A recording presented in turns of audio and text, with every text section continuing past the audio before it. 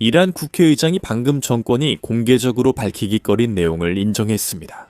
이란이 살아남을 수 있는 유일한 방법은 더 큰 전쟁, 즉 페르시아만 전쟁을 일으키는 것뿐입니다. 이것은 위협이 아니라 고백입니다. 지도부는 국민들이 자신들의 소멸을 원한다는 거랍니다. 이란 대통령이 최고 지도자를 공격하는 국가는 전면전을 하겠다고 위협했습니다. 자세한 내용 들어보시죠. 미국과 이란 사이의 언쟁이 격화되면서 중동 지역은 여전히 긴장 상태에 놓여 있습니다.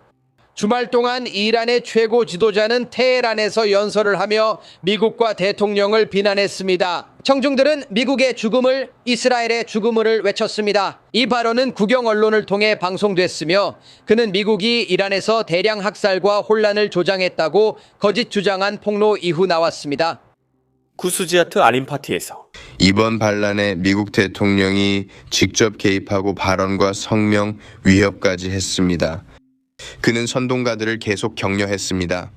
그는 미국에서 메시지를 보내 나중에 설명할 그들에게 앞으로 나아가고 두려워하지 말라고 했습니다. 일요일에 이란 대통령 마수드 파제스키안은 최고 지도자 공격은 전면전으로 간주된다고 경고했습니다. 트럼프 대통령은 폴리티코 인터뷰에서 이란의 새 지도자가 필요하다고 밝혔습니다. 미국의 이란 대응에 대비해 이스라엘은 군대를 최고 경계로 유지 중입니다. 이스라엘 총리 네타냐후는 월요일 의회 연설에서 이렇게 말했습니다. 이란이 실수로 우리를 공격하면 우리는 이란이 겪지 못한 강한 힘으로 대응할 것입니다. 이란의 미래는 아무도 예측할 수 없지만 한 가지는 확실합니다. 무슨 일이 있어도 이란은 예전으로 돌아가지 않습니다. 그리고 이제 이란 국회의장의 메시지가 있습니다. 우리는 현재 체제 교체 전쟁에 직면했고 승리하려면 위협을 신뢰할 수 있게 해야 한다는 것을 알고 있습니다. 12일간의 전쟁 동안 준비는 되어 있었지만 점진적으로 증가하는 미사일 화력을 바탕으로 페르시아만 에너지 시장을 중심으로 한 지리적으로 광범위한 소모전을 최소 몇 달간 지속적으로 수행할 기회를 얻지 못했습니다. 그는 백악관이 이란 공격을 막게 한 국가들을 공격하려 합니다. 정부가 전쟁만이 우리가 살아남는 유일한 길이다 라고 말할 때 그들은 자신들이 지고 있다고 말하는 것입니다. 그건 힘을 보여주는 것이 아니라 절박함을 드러내는 것입니다. 그 정권이 이란에서 세계를 위협하는 사이 또 다른 일이 일어나고 있습니다. 저항은 계속되고 새로운 방식으로 싸웁니다. 인터넷은 12일 넘게 끊겼고 정권은 모두를 침묵시켰다고 생각합니다. 하지만 일요일에 이란인들은 TV를 켜고 아야톨라가 결코 승인하지 않은 무언가를 보았습니다. 해커들이 이란 국영 TV에 침입한 것은 한 채널뿐만 아니라 여러 다른 채널이었습니다. 시청자들이 채널을 돌릴 때마다 그 메시지에서 벗어나려고 했지만 화면에는 어디서나 그 메시지가 나왔습니다. 이슬람 정권 붕괴, 이란 만세, 독재자 타도, 여성 생명 자유, 그리고 전 샤의 아들 라자 팔라비의 메시지가 나타났습니다. 군대와 보안군은 물러서고 국민에게 총 쏘지 말며 정권에 맞서라. 인터넷이 차단돼 얼마나 퍼졌는지 확인할 수 없습니다. 하지만 이런 일이 실제로 발생한 것만으로도 정권이 완전한 통제력을 갖지 못함을 보여줍니다. 인터넷이 차단돼도 야권은 사람들에게 다가가려 하며 그들의 메시지는 1979 연샤를 무너뜨린 것과 같습니다. 그리고 1979년에 대해 말하자면 지금 일어나고 있는 일은 그때 일어났던 일과 소름 끼치게 비슷합니다. 심지어 정권도 이 사실을 알고 있습니다. 이것이 아야톨라가 두려워하는 이유입니다. 하지만 본격적으로 들어가기 전에 여러분이 잠깐 시간을 내서 아래 구독 버튼을 눌러주시면 알고리즘상 저희에게 정말 큰 도움이 됩니다. 정말 많이요. 자, 이제 샤가 실제로 어떻게 몰락했는지 말씀드리겠습니다. 시위 후 보안군이 시위대를 사살했고 이후 시위가 잠잠해져 모두 끝났다고 믿었습니다. 장례식 후 가족들이 함께 애도했습니다. 슬픔이 분노로 장례식이 시위로 변했습니다. 더 많은 사람들이 목숨을 잃었고 더 많은 장례식이 치러졌으며 더 많은 시위가 이어졌습니다. 이 순환이 1년 넘게 반복돼 샤는 결국 나라를 떠나야 했습니다. 지금 당시의 살상은 방금 일어난 일에 비하면 규모가 훨씬 작았다는 점을 짚고 넘어가는 게 중요합니다. 하지만 그 패턴은 똑같았습니다. 최근 시위에서 사망한 시위자를 추모하는 자리에서 조문객들은 실제로 사자와 태양 깃발을 들었습니다. 그 깃발은 1979년 혁명 이전 이란의 공식 국기였고 이제는 이란 국민들이 되찾고 싶어 하는 것의 상징이 되었습니다. 정권은 장례식이 위험하다고 알고 있어 유가족에게 시신을 넘기는 대가로 돈을 요구합니다. 그래서 그들은 가족에게 공개 장례식과 외부 참석자 없는 계약서에 서명하라고 강요합니다. 그들은 이 사이클이 시작되기 전 끊으려 하지만 16,000명을 몰래 묻을 수 없습니다.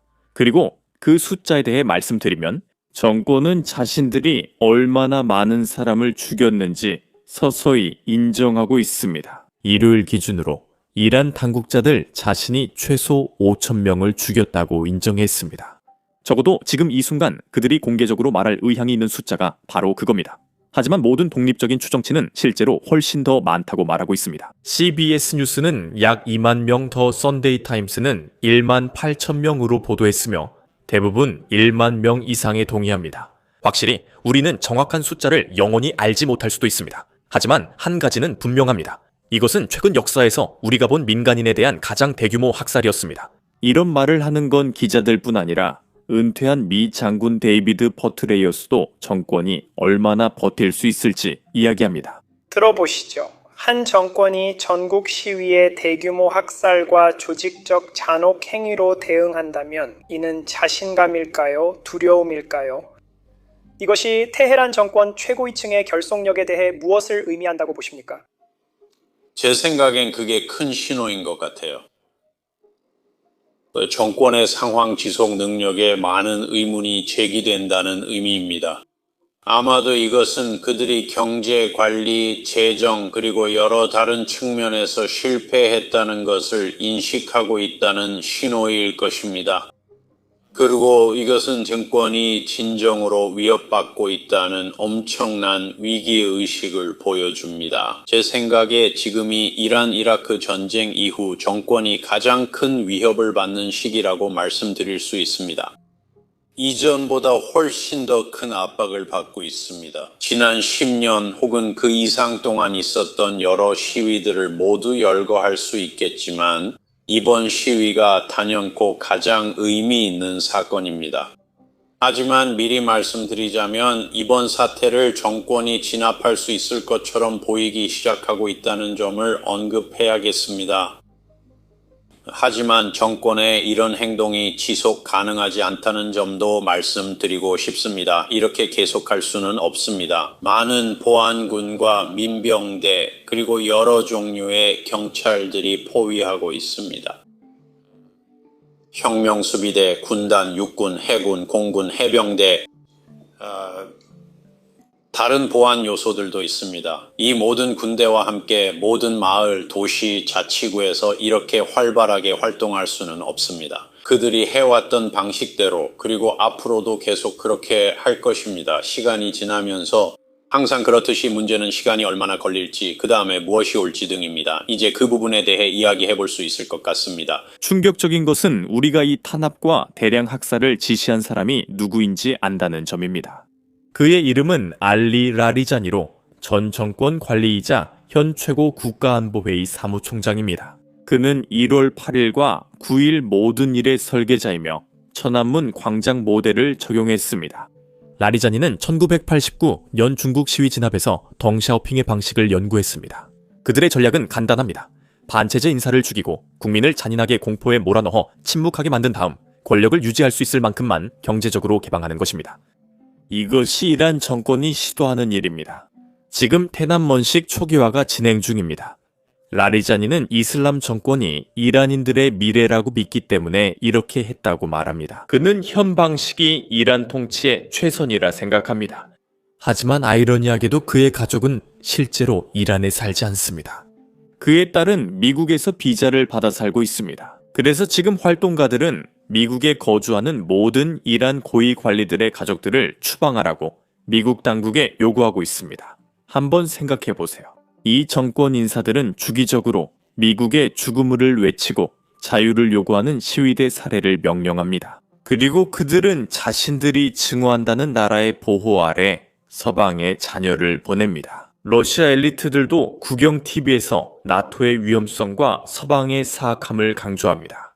한편 그들의 자녀들은 런던, 파리, 뉴욕에 살며 러시아가 위험하다고 하는 나토의 보호를 받고 있습니다. 이런 정권 운영자들은 선전을 믿지 않고 선전을 믿는 사람들만 통제하려고 이용합니다. 정권 관계자들이 해외에서 가족을 보호하는 동안 이란 내 탄압은 계속되고 있습니다.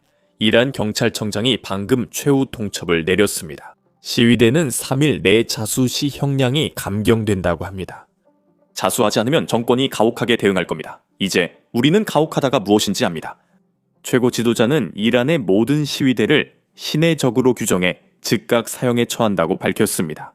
재판과 항소 없이 바로 처형됩니다. 정권은 권력 상실을 두려워해 위협이 될 만한 사람을 모두 학살하고 있습니다. 이런 영상, 즉 드론 공격 장면을 많이 보여주는 영상을 만들 때의 문제 중 하나는 영상 속에서 인간이나 러시아 군인이 다치지 않더라도 문제가 있다는 점입니다. 유튜브는 종종 저희 영상에 수익 창출 제한을 걸거나 조치를 취합니다.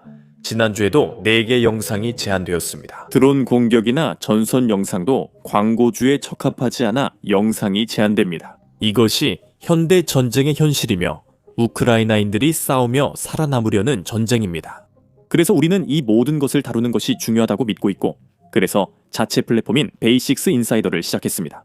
우리는 처음부터 직접 만들었기 때문에 아무런 제한이 없습니다. 우리는 드론 공격 영상을 흐리게 처리할 필요도 없고 최전선 영상도 흐리게 처리할 필요가 없습니다. 러시아 공군 기지가 파괴되는 장면도 흐릴 필요가 없습니다. 게다가 우리는 사이트에 광고도 전혀 게재하지 않습니다. 그렇게 하면 광고주가 우리가 다루는 내용에 불만이 있다고 해서 스스로 검열할 필요까지는 없습니다. 우리는 광고로 사이트를 운영하지 않고 여러분의 후원으로 운영합니다. 이런 보도에 관심 있으시다면 저희 영상을 자유롭게 시청하고 유튜브에 없는 보너스 콘텐츠도 보려면 basicsinsider.com에 가입해주세요. 설명란에 링크를 클릭하시거나 화면에 있는 QR코드를 스캔하셔도 됩니다. 가입하시면 저희가 이미 업로드한 모든 콘텐츠와 앞으로 업로드할 모든 영상을 시청하실 수 있습니다. 여러분의 가입은 채널과 취재 지원에 큰 도움이 됩니다. 감사합니다. 제 이름은 샘이며 다음 영상에서 뵙겠습니다.